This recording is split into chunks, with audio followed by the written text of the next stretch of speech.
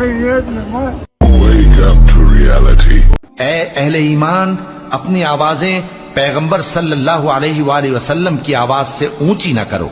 اور جس طرح آپس میں ایک دوسرے سے زور سے بولتے ہو اسی طرح ان کے روبرو زور سے نہ بولا کرو،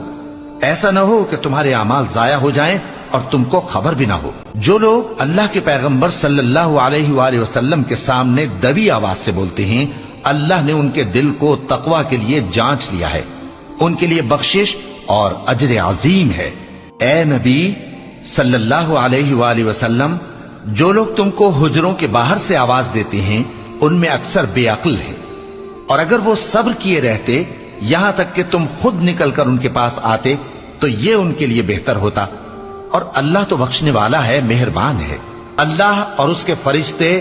اس پیغمبر صلی اللہ علیہ وآلہ وسلم پر درود بھیجتے ہیں، مومنو تم بھی ان پر درود بھیجو اور خوب سلام بھیجا کرو۔